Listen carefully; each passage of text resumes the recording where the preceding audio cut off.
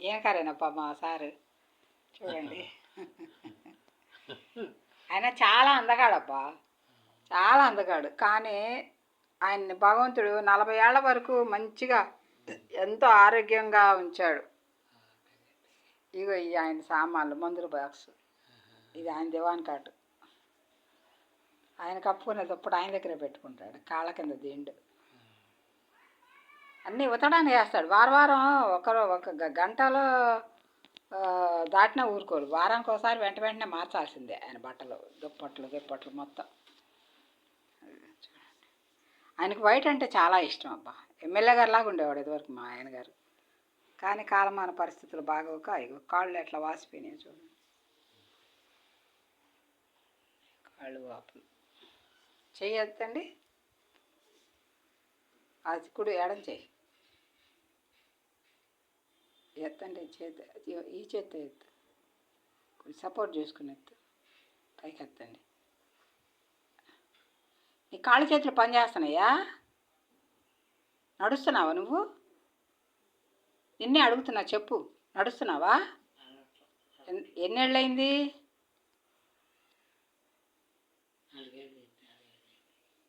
4-5 ఏళ్ళు కాదు, 3 సంవత్సరాల నుండి 4వ సంవత్సరం ఇప్పుడు. 4 సంవత్సరాలు బట్టి అక్కడ మంచంలోనే ఉంటున్నావు. గిడ్లోకి కావాలంటే ఎట్లా వెళ్తున్నావు? ఇగో బాత్రూమ్ ప్యాస్ దాంట్లో పోసుకుంటారు. అక్కడ స్పేర్ డబ్బా, ఎందుకంటే గబక్కన పాస్ లుంగిలో పడ్డా ఆయన ఓడదీసి ఆ డబ్బాలో పెడతాడు. తర్వాత మేము వచ్చి బట్టలు కడతాం అనమాట. అవన్నీ తీసేసి శుభ్రంగా కడిగి బట్టలు కడతాం.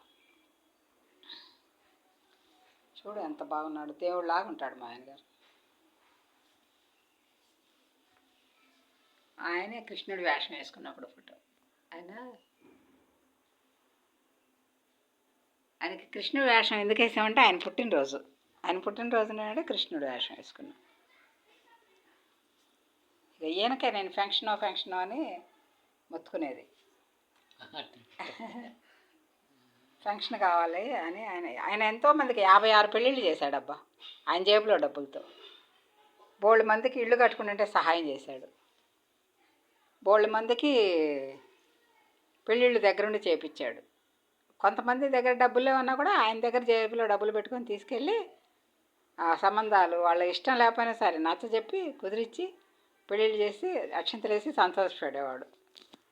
ఆ ఫ్యామిలీలో ఏదైనా గొడవలు వచ్చినా కూడా తప్పు అట్లా చేయకూడదు, భార్యాభర్తలు అంటే చచ్చిపోయిన దాకా ఒకటి కలిసి ఉండాలి, ఎన్ని గొడవలు వచ్చినా అని చెప్పి సర్ది చెప్పి వాళ్ళ కుటుంబాలు నిలబెట్టేవాడు. కలపలేని వాళ్ళకి కలపలు పెట్టి, తలుపులు దర్వాజాలు పెట్టి అన్నీ పెట్టి ఆయన సహాయం ఇచ్చేవారు. తలుపులు దర్వాజాలు ఇచ్చి మన ఇళ్ళు కట్టి పెట్టేవాడు.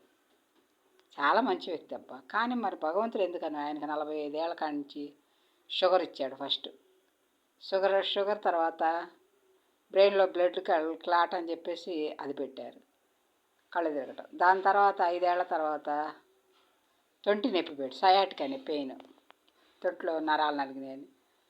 తర్వాత 55 ఏళ్ల తర్వాత అప్పుడే కొత్తగా మా కోడలు పెళ్లి చేసుకున్నాం. మా కోడలు పెళ్ళైన తర్వాత నడువుల నొప్పులు రావటం స్టార్ట్ అయినాయి, కాలు పెయిన్. ఆ పెయిన్ వస్తుందని బాధపడుతుంటే వరిబిర్జం ఒకటి సాగింది, ఆ వరిబిర్జం ఆపరేషన్ చేయించాం. తర్వాత డిస్క్ పాడైపోయిందని డిస్క్ ఆపరేషన్ చేయించాం. తర్వాత గుండెల్లో గ్యాస్ వచ్చింది, ఆ వరిబిర్జం మళ్ళీ ఆ వరిబిర్జం పెద్దదైందని మళ్ళీ వరిబిర్జం చేయించాం. వరిబిర్జం చేపిస్తే గ్యాస్ ఆ పవర్కి తట్టుకోలేక మందుల పవర్కి గ్యాస్ వచ్చింది. ఆ గ్యాసే హార్ట్ అటాక్ అనుకొని తీసుకెళ్తే వాళ్ళు ఎమర్జెన్సీగా ఆపరేషన్ చేయాలి, లేకపోతే మనిషి బతకడన్నారు. బతకపోతే మళ్ళీ కానీ మేము ఆపరేషన్ మాత్రం చేయించుకోము, గ్యాస్ వస్తే ఆపరేషన్ ఏంటి అని చెప్పేసి నేను పోట్లాడి అను హాస్పిటల్ నేను చేయించలా. ఇంకా 10 రోజులు ఉంచుకొని మందులు ఇచ్చారు. తర్వాత స్టెంట్లు పెట్టారు గుండెల్లో. చూడండి వాల్స్ అని పాడైపోయినాయి అని స్టెంట్లు పెట్టారు. అక్కడి నుంచి మళ్ళీ హైదరాబాద్ తీసుకొచ్చాడు మా అబ్బాయి, విజయవాడ నుంచి హైదరాబాద్ వచ్చిన తర్వాత అనుకోకుండా వచ్చిన 2వ నెలలోనే చెయ్యి కాఫీ తాగుతుంటే చెయ్యి గ్లాస్ కింద పడిందట. గ్లాస్ కింద పడదని మా అబ్బాయిని పిలిచి చెప్పాడు. వెంటనే మేము హాస్పిటల్ తీసుకెళ్ళాం. పెద్ద హాస్పిటల్ అది, అర్చన హాస్పిటల్. అప్పటికప్పుడు ఆ చెయ్యి నరాలన్నీ పీకిపోయినాయి, ఎడం కాలు ఎడం చెయ్యి, అంత ఫస్ట్ కుడి చెయ్యి పెద్దగా వచ్చింది, అయినా వెంటనే సెట్ అయింది. ఎడం చేతికి వచ్చి సెట్ అవ్వలేదు, నడవలేకపోయారు, పూర్తిగా డెడ్ అయ్యారు, మంచం మీద పడుకుంటున్నారు. బ్రెయిన్లో నరాలన్నీ బ్లడ్ లీక్ అవుతుంది బ్రెయిన్లో. ఈయన అటో ఇటో కరెక్ట్గా చెప్పలేము, 10 రోజుల దాకా అని చెప్పి అడ్మిట్ చేసుకున్నారు. దేవుడి దయ వల్ల నేను ఎప్పటికప్పుడు చెకప్ చేయించుకుంటా ఎట్లా ఆయన బతికించుకొని ఇంటికి తెచ్చుకున్నాం. మాకు ఇళ్ళు రెంట్లు వస్తాయి, ఒక 20,000 దాకా రెంట్లు వస్తాయి, కానీ 20,000 కూడా ఈఎంఐ పెట్టాం ఇంటికి.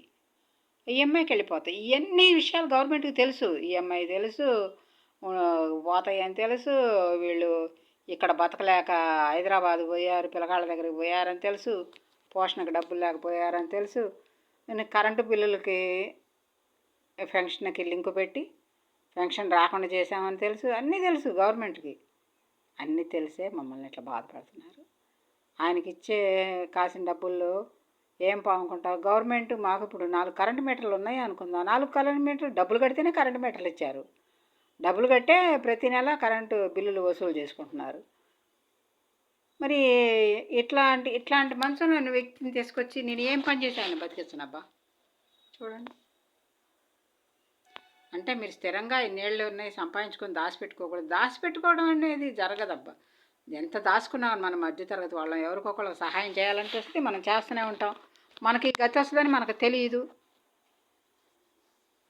వచ్చింది కాబట్టి ఈ కరెంటు బిల్లులకి పెన్షన్కి లింక్ తీసేస్తే మంచిదని నేను చెప్తున్నాను ఏ రాజకీయ నాయకులకి.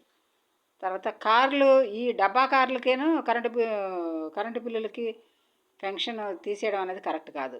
ఎప్పుడైనా గుర్తుంచుకోండి, 25-30 లక్షల రూపాయల కారు ఉండి స్థిరాస్తులు ఉండి అవి అమ్మితే ఒక 50 లక్షలు 10 కోట్లు 20 కోట్లు వస్తాయి అనుకున్న వాళ్ళకి తీసేసేయండి.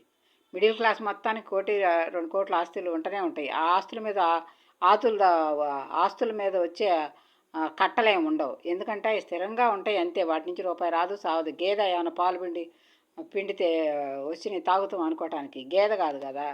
అవి వస్తూనే ఉంటాయి, మళ్ళీ మీకే పోతుంటాయి అవన్నీ ట్యాక్సులని పోడని. మీకే సగం కట్టడం సరిపోద్ది. 10 ఇళ్ళు రిపేర్లు వచ్చి కాలువలు పాడైపోయి తూములు పాడైపోయి ప్లంబర్లకి వాళ్ళకి కట్టడమే సరిపోద్ది డబ్బులు. ఇవన్నీ పెట్టే లింకులన్నీ కరెక్టేనే కాదబ్బా ప్రభుత్వాలు. ఏది పెట్టినా పెట్టకపోయినా ఒకటి గమనించండి, వాళ్ళకి ఆదాయం ఎంత ఉంది, వాళ్ళు ఎట్ట బతుకుతున్నారు. స్థానికులకు అన్నీ తెలుసు కాబట్టి మీరు ఆలోచించి ఇట్లాంటి వాళ్ళకి సహాయం చేస్తే మంచిదని నేను కోరుకోండి. మీ సహాయ సహకారాలు మేము ఆశపడం, కానీ ఆ మనిషికి పెన్షన్ లేకపోతే ఎలా బతకాలి అనే ఒక భయం వచ్చింది. కొడుకు దగ్గరే ఉంటాను. వాళ్ళకేమో వాళ్ళ సంసారం పెద్దది, 3 పిల్లలు, భార్య భర్త, బతకలేక వాళ్ళు కొద్దిగా డిస్టర్బ్ చేస్తున్నారు అని వాళ్ళని పద్దాక మనం వాళ్ళ గురించి మాట్లాడటం కరెక్ట్ కాదు. కానీ మాకు చేయదలుచుకుంటే ఏదైనా సహాయం